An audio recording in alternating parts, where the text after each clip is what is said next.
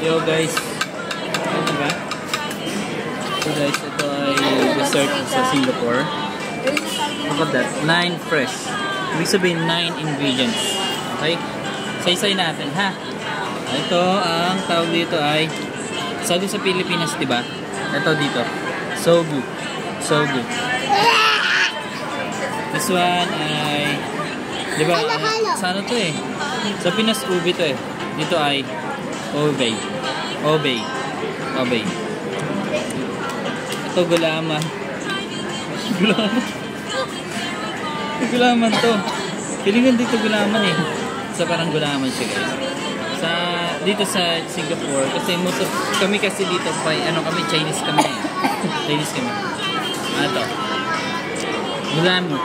Gulamo. Then, natin. Tagal mo yung tikman. Tikman natin. Hindi siya hinahalo guys, hindi siya halo-halo. Kukutsarayan mo lang siya, then bahala na kung ano yung lasa. Something. Kainin niya!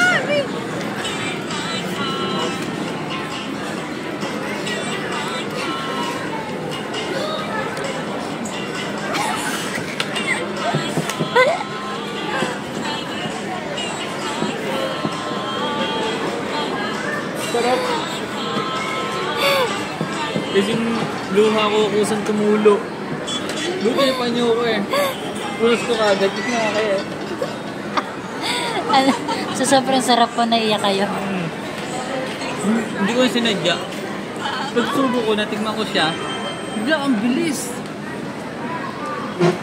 Guys, punta tayo dito sa Singapore. Madaan dito. Sarap. Tingnan mo sila. Bigyan mo si ate. Si ate Ben. Ano masasabi niyo sa...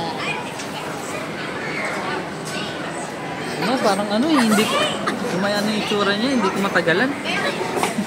Uy! Hindi ko matagalan yung itsura. Guys, nagtataka na.